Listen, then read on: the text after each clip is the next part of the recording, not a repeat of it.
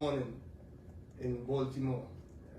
And that player, his name is Ansel Elcock.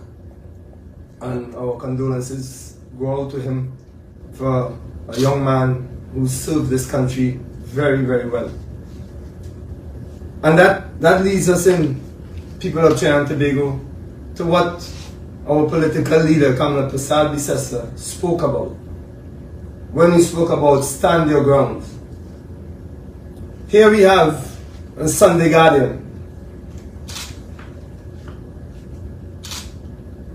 We are near to 300 murders. As we speak, we possibly have crossed that, my brother Saddam, we have probably crossed that figure, 300 murders.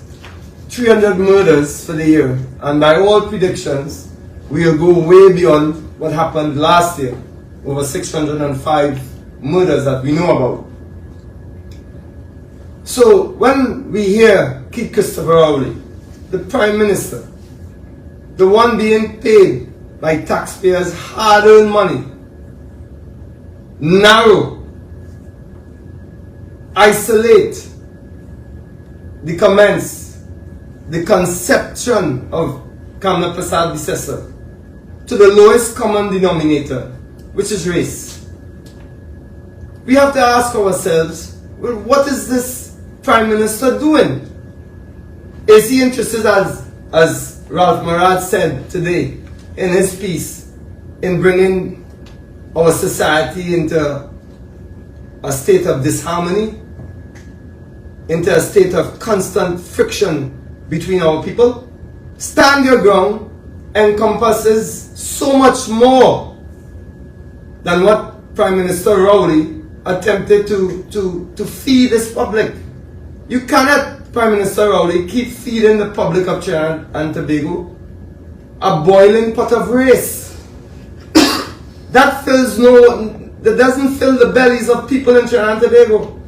People are hungry, and you feeding them race at every turn. The youth of the East-West corridor that you and your party are so disconnected from. And we in the UNC do not care if they keep voting for PNM or PNM. We have to keep educating. They are looking for jobs. They are hungry. They are fed up with you. And you come with this narrow definition of what is stand your ground. Well, I am here to tell you, the people of Trinidad and Tobago, that stand your ground means exactly that.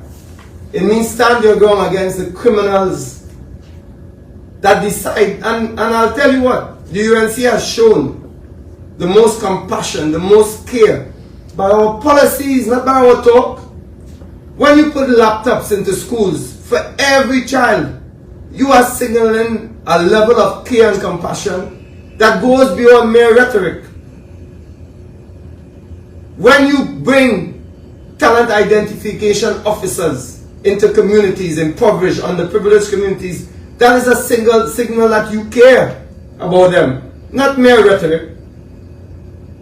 When you have a better school feeding program that we had under the Kamala Prasad Bissessor, that is a signal that you care, that you are compassionate, you care about the future of these people. That is not mere rhetoric.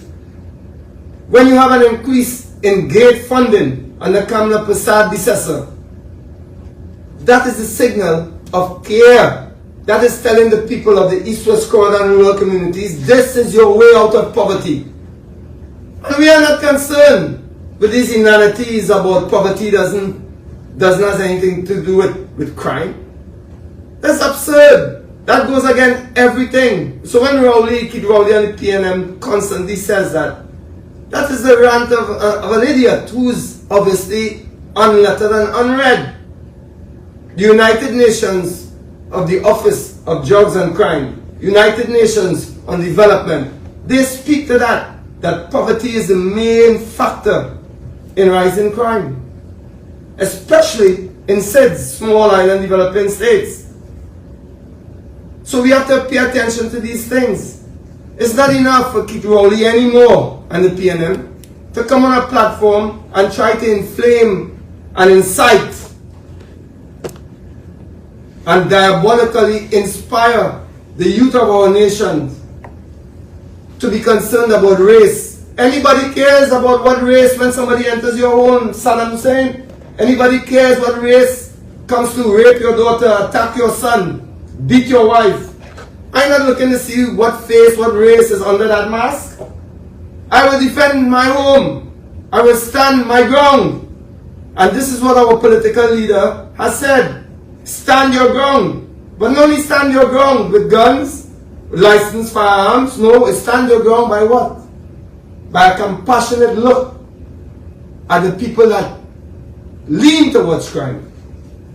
So while we know the want and inclination of Keith Christopher Rowley is to appeal, pander to our lesser angels by always introducing the prospect of race, we do not. We say we have that balance of stand your ground. So we have policy to prevent people coming into the penal system. That is our major concern. It's almost criminal.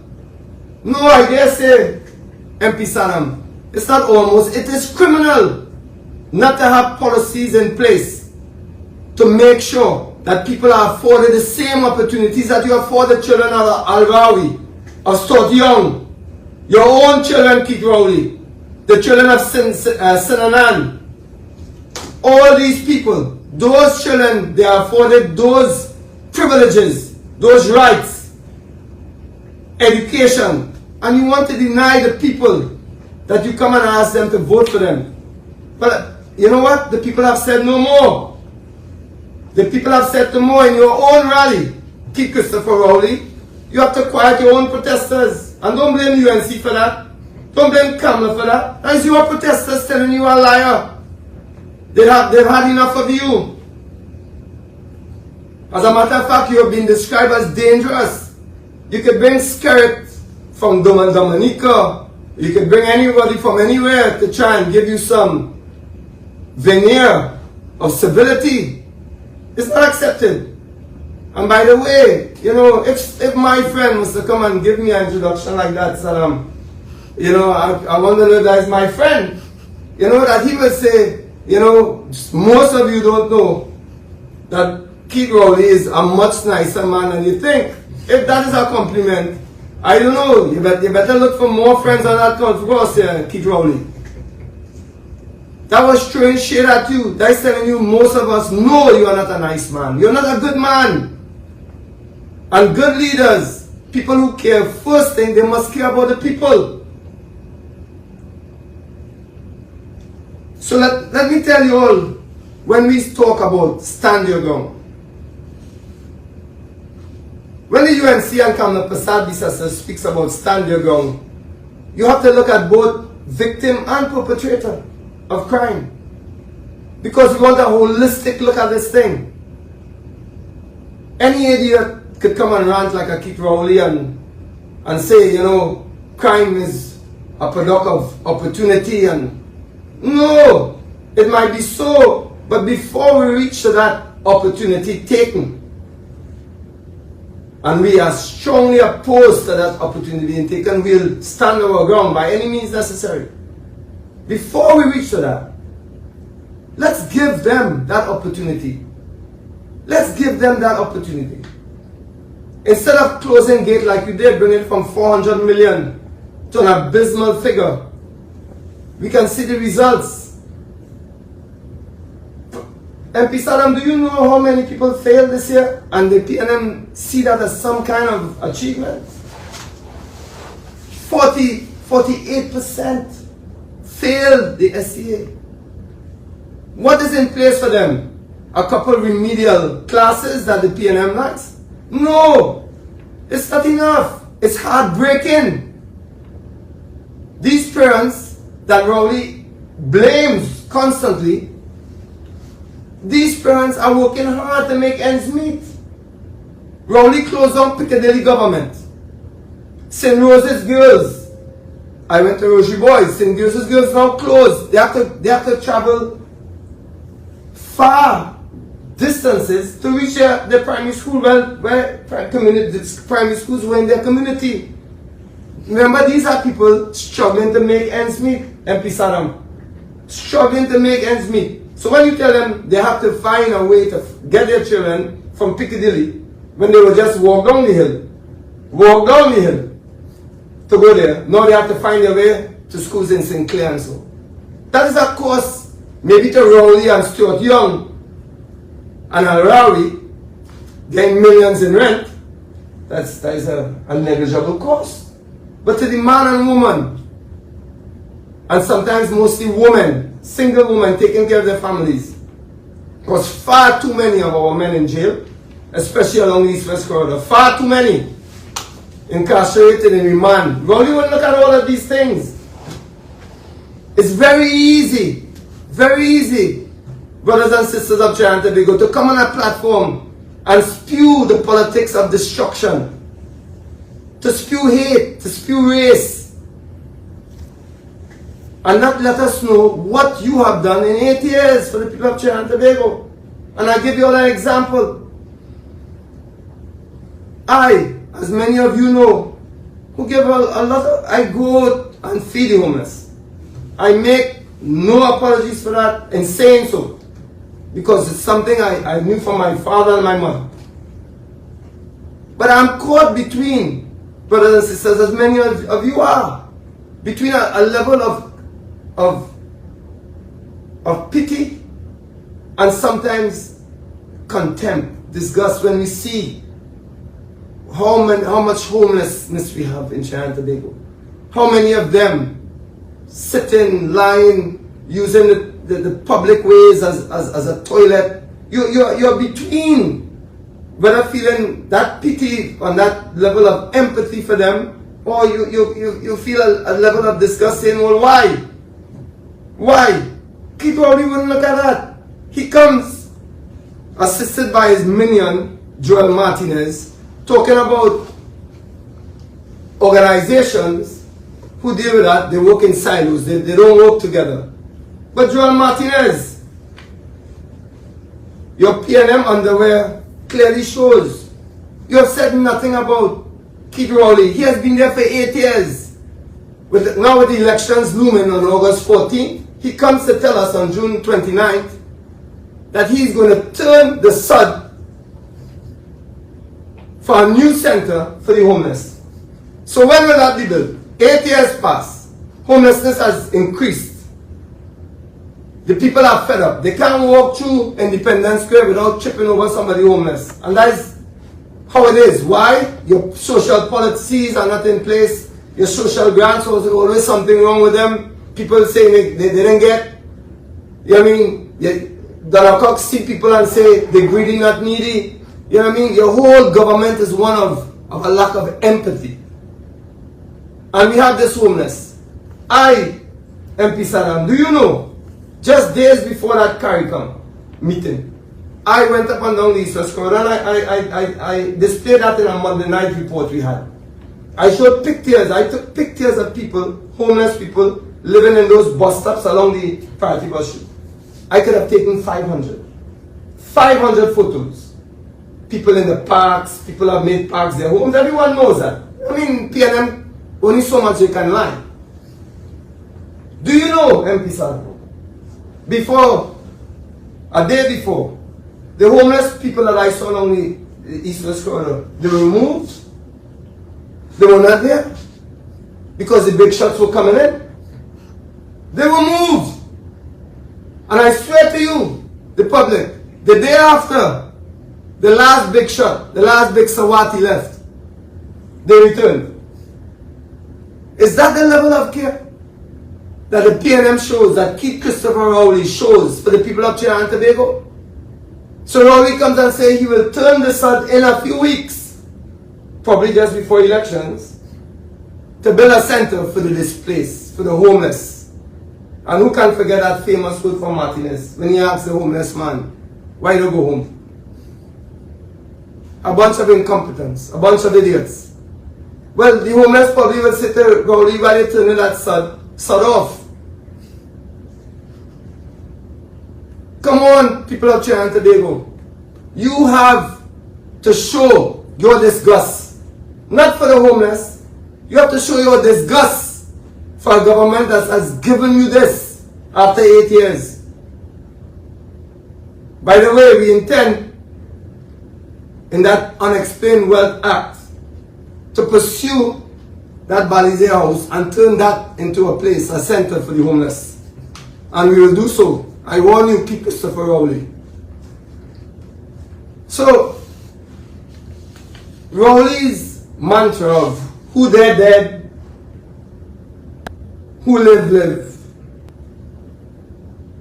reflects all across the board now in China today. That level of impunity, that level of non-care, that level of hubris and arrogance has reflected itself. When we see what took place up at Trinity with those young men expressing their culture. Too long, we African men or mixed up men like me, we don't know. We didn't have a feeling about our hair, about how to, everything we thought about was your hair had to be straight to be nice, good hair is straight hair, this and that. I grew up with boys around me, so I play football with them. They know what to do. Now, there's an awakening, an enlightenment among black youth. Their hair is beautiful.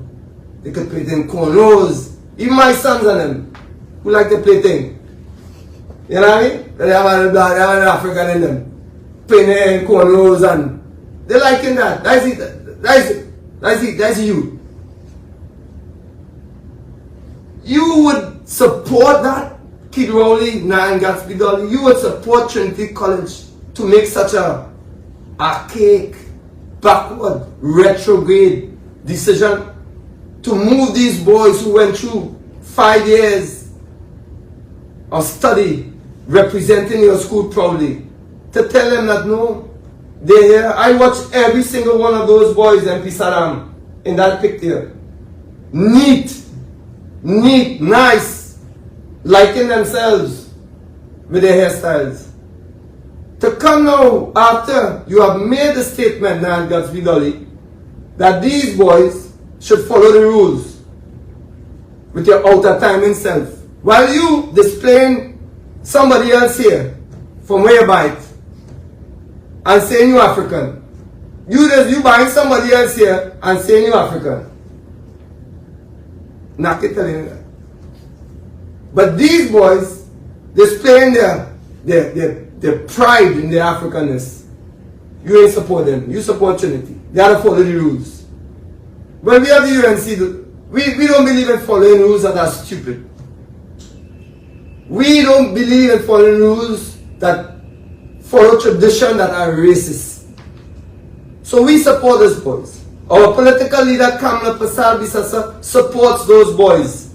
And any initiative to ban that, to abolish that rule, that archaic rule, and restore our mantra of that every creed and race must have an equal place in this society.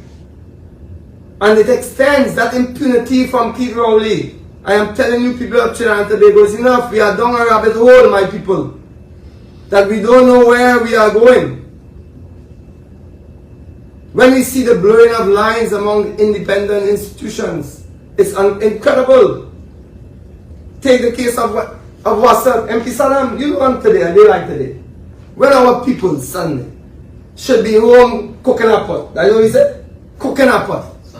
Sunday lunch. All kind of thing. 200,000 people challenged for water in their pipes. And this is a government who will come and probably say after, when for days, weeks, people have no water. 20% of the population. 20% of the population. And I read from the Express, another Wasa disaster. And I quote from the Express, editorial. By any standard, an unplanned disruption of water to roughly 20% of the population for a period extending for 5 days is an emergency that requires a much higher level of response than the usual planned disruption of a few hours. Yet, WASA demonstrated that it had no clear plan in place for dealing with an emergency affecting so many people, for whom the consequences will die. So our people now should be cooking a pot today, worrying about how they going to get a clean pot, how they could wash the dishes, they have no water to bathe, people can't afford, and they went on to talk about people willing to pay can't get water. WASA had nothing in place. They who spoke about NGC and the wastewater, they employed NGC to help them fix the pipeline. These hypocrites, these political hypocrites.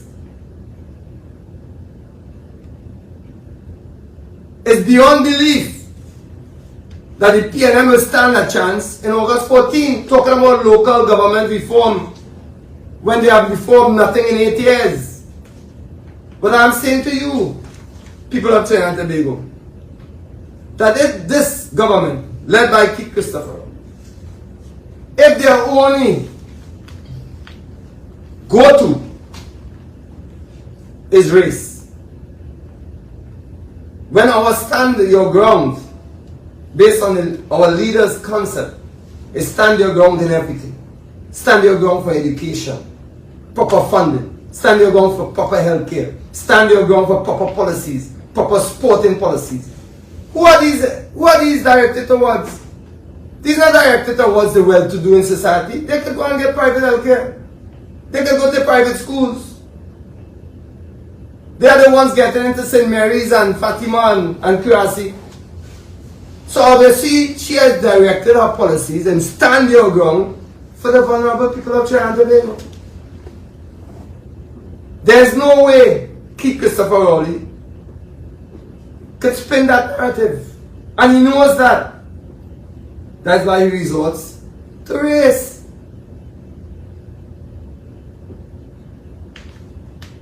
So, we have shown many ways in letting you know that a vote for PNM, whether it be in a local government elections, national elections, general elections, is a vote for further humiliation. Is a vote for no water. Is a vote for no electricity, and still taxing you for that, brothers and sisters. And we know you must be mad to pay taxation without proper representation. Revolutions were based on that. So we are saying to the people of Trinidad and Tobago, no more. Look beyond the racist diatribe of Keith Rowley and the PNM. Ask them, what have you done? What are your deliverables in the last 8 years? Who can forget Keith Christopher Rowley on a platform questioning whether the UNC had truly built 106 schools? That's what they do. They cast doubt in your mind. And what did Tim Gopi Singh do? The legend. He came and showed them where those 106 schools were built. 65 early childhood centers. 31 schools, secondary and primary. He showed one by one, and he went and called out the names. The legend did that. And that's what we are prepared to do as a party. We will let you know our achievements and spell it out for you, not come with some narrative or to cast doubt in the minds. Everything we said, we can back it up. And that is our party under Kamla Prasad Bisesa. So, I wanted to get that out of the way. And I would like to leave you all, before I turn over to MP Saddam Hussein, to go further.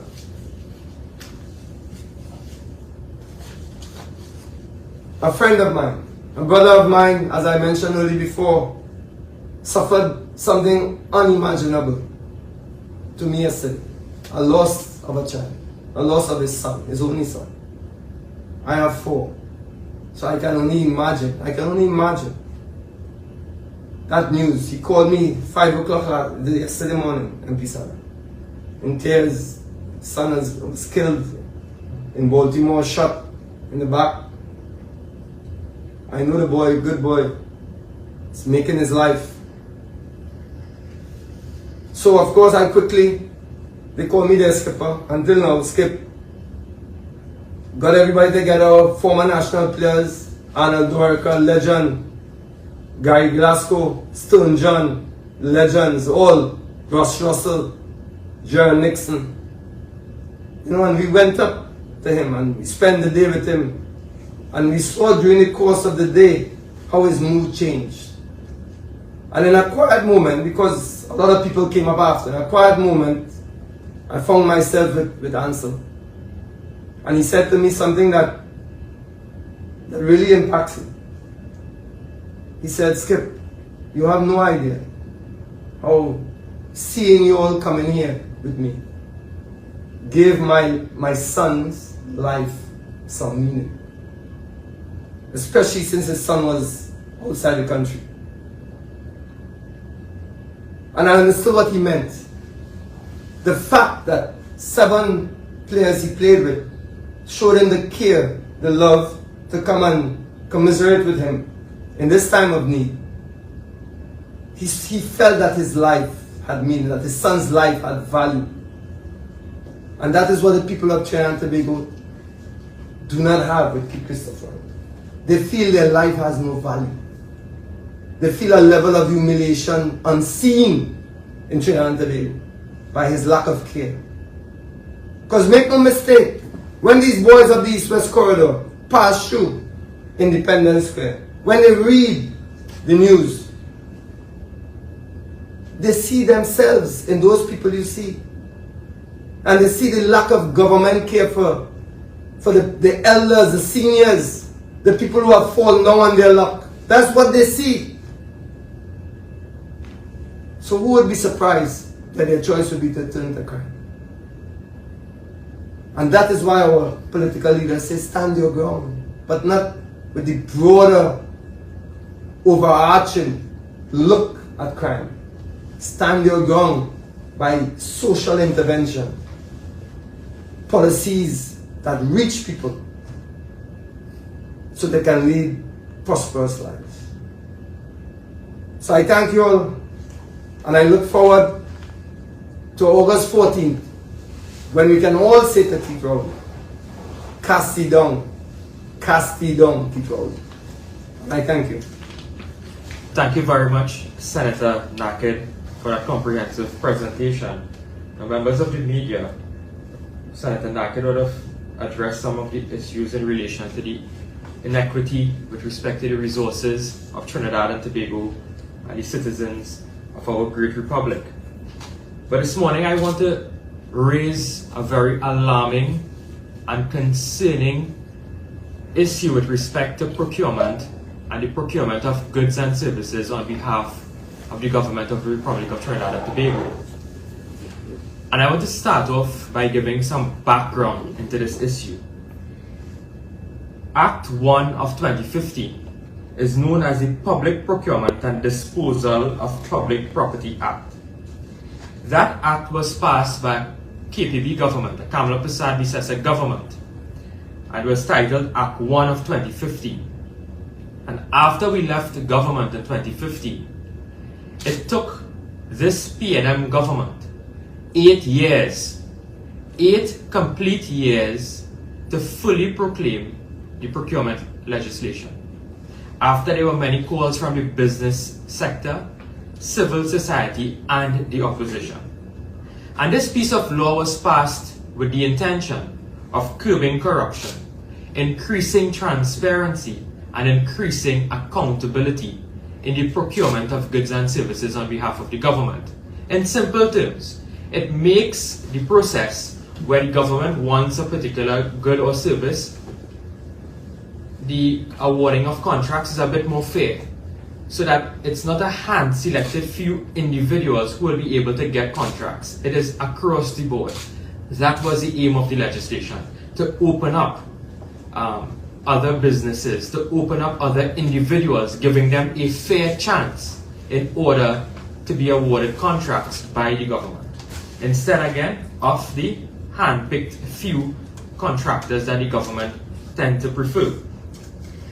And on the 25th of April 2023 is when the government would have fully proclaimed the procurement legislation. And many of you all remember this because we saw the Attorney General celebrating, having a big media conference we have fully proclaimed the procurement legislation.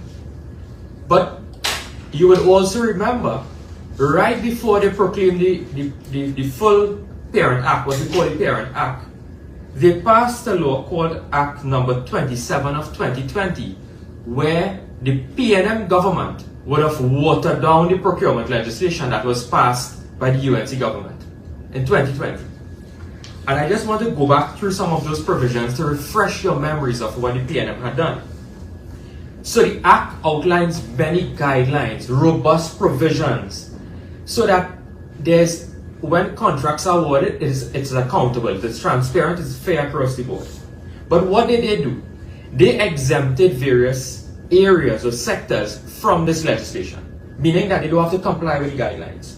So, legal services, debt financing services for the national budget, accounting and audit services, medical emergency or other scheduled medical services. And then there's a catch-all phrase called such other services as the minister may by order determine. That's the Minister of Finance, right? So the Minister of Finance, under the law that they passed, they watered down, now has the power to make an order. And when he makes this order, it means that this particular group or service that the government wants to get is not subject to the procurement legislation. So it means that it's a free-for-all. It means it's a shopping spree. It means that they could award that contract to anybody because there is no law guiding it, because it was an exemption from the law. Now, recently concluded was the CARICOM Heads of Government meeting and the 50th anniversary of CARICOM. And that celebration would have started in Trinidad and Tobago on the 1st of July 2023. Members of the listening public and members of the media, on the eve of the CARICOM meeting, Minister Imbert signed off an order exempting, I'm going to read the order for you, exempting foreign visits. So it says the Act, the Procurement Act, does not apply to the provision of services for events associated with visits by foreign heads of state, foreign heads of government, or foreign dignitaries to the government of Trinidad and Tobago, dated the 29th of June 2023. This order shall continue in force for a period of 3 months from the 29th of June 2023. I have the order in my hand. On the eve of the CARICOM meeting, publishes this order to say any expenditure associated with the visits of these heads of government is not subject to procurement. It's not subject to procurement. The recently concluded CARICOM Crime Symposium for 2 days cost the taxpayers $3.4 million. This time it was a 5-day visit. Could you imagine what the cost of that event would have associated? Now, I have no problem with Trinidad and Tobago hosting foreign dignitaries, hosting heads of government, but it must be done with accountability, it must be done with transparency, and it must be done in accordance with the law of the Republic of Trinidad and Tobago. It must be done. So, Minister Imbert exempted all of these costs associated with these events to host these foreign dignitaries. But do you know what is even more shocking? This order is illegal. This is an illegal order because when you read the amendment to the Procurement Act, it says that this order must be made by affirmative resolution of the Parliament. What does affirmative resolution mean? It means that the order had to be laid in the Parliament. It had to be debated in the House of Representatives and passed. It had to be debated in the Senate and passed. This order never saw the Parliament. This was never debated. This order never reached the Red House. And Imbert, by signature, is exempting costs associated with the hosting of these events. Now, if Minister Imbert wants to challenge what I'm saying, I'm going back to his Hansard. Because when he was passing this piece of law, this is what he had to say on the 8th of December 2020. He said, and I'm going to quote from the Hansard, this is Minister Imbert, and I am pleased to say that we have considered that matter and we agree that we can change negative resolution to affirmative resolution. So it means that if any additional services are to be added to the list of exempt services, it will require debate and a vote in both houses of parliament, including this distinguished house where we do not have a built-in majority, so that is one of the amendments. He said that in the Senate. This is what he said in the House on the 11th of December 2020. He said, in order to give the Parliament power to approve or not approve any new services that the Minister may want to add by order, we have changed the word negative to affirmative. So therefore, these things must be debated and must be approved by both houses of Parliament. And just in passing, Madam Speaker, I might say that we found it necessary to do these amendments because this is what is done in other countries in the Caribbean. It's nothing new. So Imbert has admitted that if he wants to exempt any additional services, he has to come to the Parliament. He has to get the approval of the Parliament. He has to. When you look at the Interpretation Act, it says that in order for this order that Minister Imbert would have published exempting all procurement for visiting heads of government, this order cannot be in operation unless it is affirmed by each House of Parliament by resolution. So Minister Imbert, you have to think again. You must forthwith summon the Parliament for us to discuss this matter where you are exempting goods and services out of the Procurement Act. Because what this means is that they can give anybody a contract. They can give Tom, Dick or Harry a contract, and they can give them for any amount of money. Any amount of money for any goods, any services, because no law governs this. You have exempted it from the Procurement Act. The Procurement Act would have repealed the Central Tenders Act, so therefore there is no laws guiding the procurement of goods and services for these matters. Absolutely ridiculous. Absolutely ridiculous. So we will understand that it will be for a few selected contractors, hand-picked contractors, no procurement, no tendering. They don't even have to register with the Office of the Procurement Regulator. Do you know there's a notice that if you want to get a government contract, you have to register with the Office of Procurement Regulator? These persons who will be awarded contracts don't even have to register with the depository of the Office of Procurement Regulator.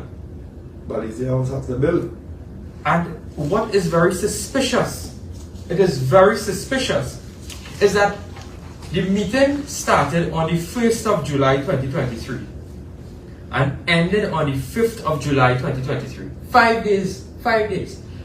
Why is this order enforced for 3 months from June? What event is coming up in the next 3 months?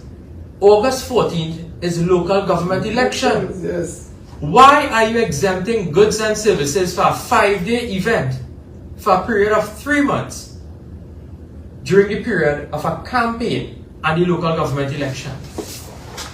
Is this government planning to use this order in order to get campaign resources for the local government election? I'm asking that question, and the government must come clean. They must answer that particular question. Because I have here in my hand, look at, these are the events. They had a 5K on Saturday, a 10K on Sunday, the opening ceremony on Monday, official flag raising ceremony on Tuesday, the 50th anniversary tributes, representatives of foreign governments, heads of international organizations, business sessions of conference, the 50th anniversary concert at Napa, the business sessions of the conference, the media conference. All of these things have a cost associated with it. That is the itinerary I call out for the 5 days. Tell us how much did it cost. You have published an illegal order because it did not get the approval of the Parliament.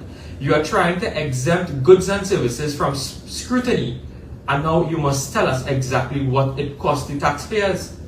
And you must come to the Parliament and justify to the people of Trinidad and Tobago why this order is enforced for 3 months. Tell us why it is enforced for 3 months. Because I have the breakdown for the last symposium that cost the taxpayers $3.2 million. Imagine they spent $400,000 on food for 2 days. $225,000 for hotel accommodation for 2 days. Banners, signage, decor, vehicles. That cost us $1.2 million for 2 days. So can you imagine what the cost was for the taxpayers for the last 5 days? And none of it was subject to procurement. None of it under the Procurement Act. It was not subject to any scrutiny. It was not subject to any scrutiny.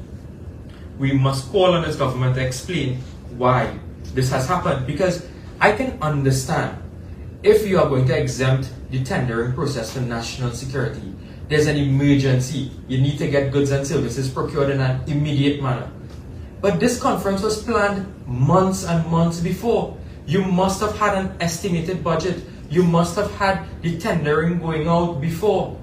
But on the eve of that meeting, you come and you exempt all goods and services from public scrutiny under the law. Under the law. And the sad thing is that they have done it illegally, because he did not get the approval of the parliament. And the law is clear that Minister Imrit must have come to the parliament with that order to make sure that it has been approved.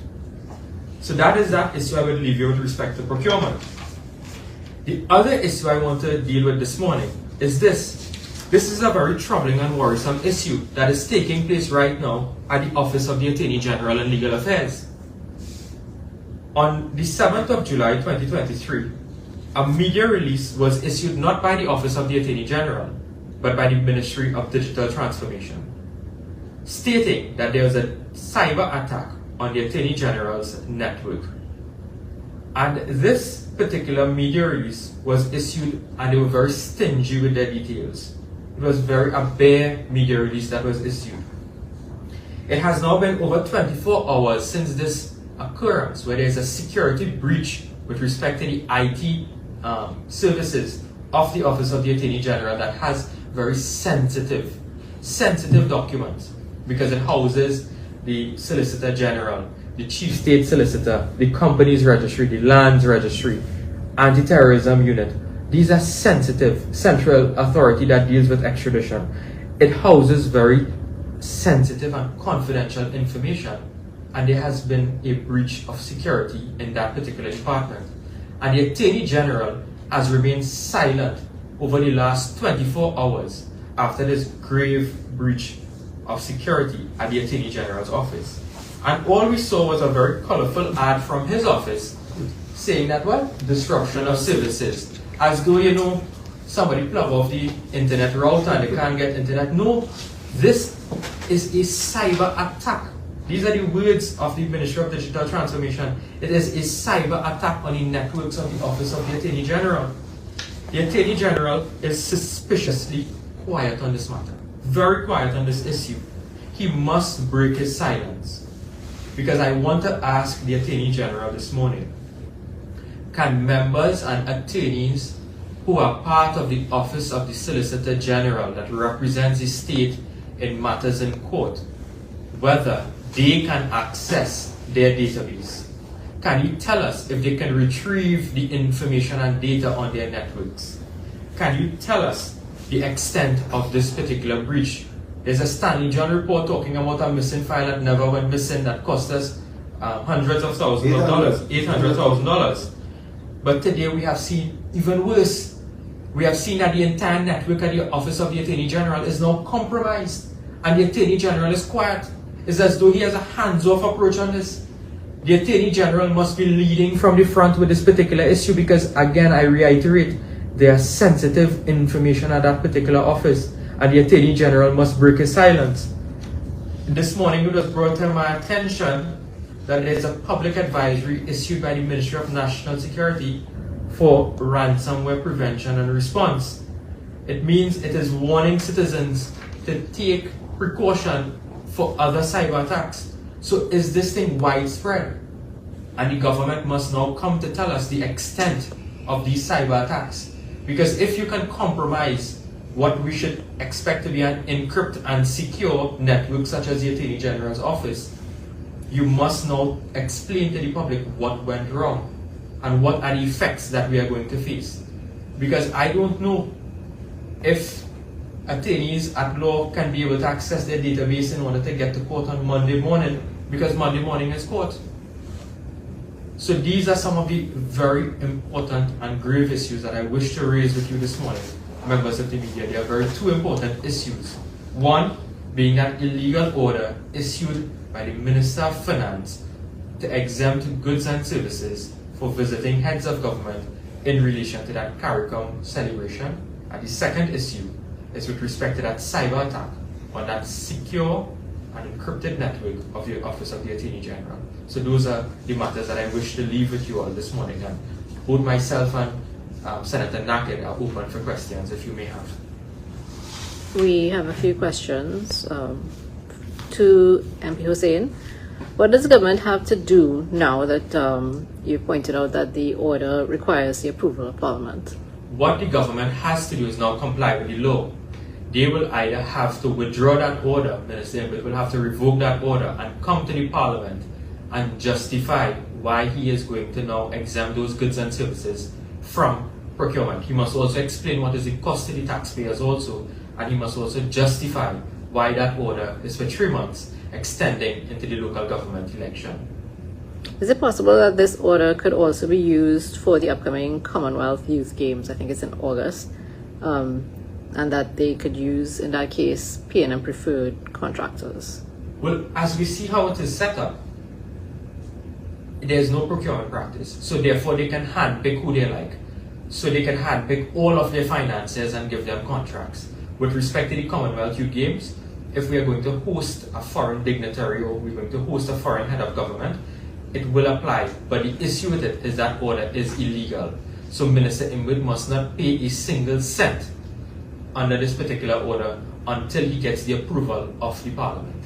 Given that Parliament is on recess now, and then that's a couple of months down the road, is it possible that he can come with a retroactive motion? Our Parliament has specific standing orders for an extraordinary sitting, and I believe this is an extraordinary matter, and they should immediately summon the both houses of Parliament to deal with this issue. Senator Naked, recently you mentioned some of the comments that were made by the Prime Minister, and the Council for Responsible Behaviour had put out a statement saying that the Prime Minister's comments on a political platform were insensitive and inappropriate. Do you agree with that? Well, they weren't only insensitive. I think that's mildly put by the Council. I think it's not the first time that Christopher Rowley has tried to divide the nation to his political benefit and that of his party. The PNM is floundering. They're floundering. The people are fed up. They've reached a state of disgust with not only Kid Rowley and his political efforts, but with the lack of deliverables. In the end, what have you done for the people of China? You have done absolutely nothing to show about it. So I think the people are really and truly fed up, and they can't wait to vote them out on August 14th. You mentioned at the start of your presentation that it's a lack of opportunity, that a lot of young people are falling through the cracks. What do you think could be done from a government level to address those? We'll do exactly what Kamala Prasad-Bisasa did, which is that you have to increase education. Education is a way out of poverty. Sport is a way out of poverty. Social programs are a way out of poverty. Tech VOC is a way out of poverty for those who are not academically inclined. Keith Christopher Rowley has cut funding in all of those areas. That's what I'm talking about. It's not just about mere rhetoric. It's about what you have done shows to the people of Trinidad and Tobago, do you intend? So it affects everybody. When crime takes place, it affects those who are wealthy, because they are the ones who will suffer crime. So people have to realize that Rowley's rhetoric is only one of destruction. It's only one of covering up, trying to stay in power. It's not about trying to uplift the country, elevate those sections of society that are underprivileged. This one is to either of you. The UNC is campaigning for local government elections on secure TNT. Could you elaborate a little bit about what that entails? What we're securing TNT from is several things. We look at securing us from crime, Senator Naked went into great detail with respect to the standing ground principle, securing our communities through the provision of gated communities where the local government councils can make decisions to create gated areas, securing our economy from this dreaded property tax and the inheritance tax. It is securing our jobs in terms of increasing diversity in Trinidad and Tobago so that we can have a more people-centered development. So, as Senator Naked put it, somebody can have $1 at the end of the month, so they may not go towards a life of crime. So there are several dimensions of securing TNT, but right now we have seen that this PNM government has collapsed, and with respect to some of the issues we raised this morning, we must secure Trinidad and Tobago from this runaway dictator. And that is precisely the point. I think Pisaram hit the nail on the head there. When you talk about how we secure the nation, and that is what Kamala Prasad Bisasa stresses. That security is not only that one-dimensional look that Kigali tries to portray. It's a holistic view of how we deal with the people of China and Tobago to secure the country. So when you're only interested in building buildings and building structures, but that, as Saddam Hussein said now, human-centered policies, then you're leaving a huge part of the whole entity out of the equation, which is the people of China and Tobago. Those are all the questions that we have. Alright, so thank you very much, members of the media, for joining us, and all others who have joined us right here in person and virtually. We do wish you have a good Sunday, a restful Sunday, and join us tomorrow for the Monday night report at Guayco in the Sangre Grande Regional Corporation. Thank you very much.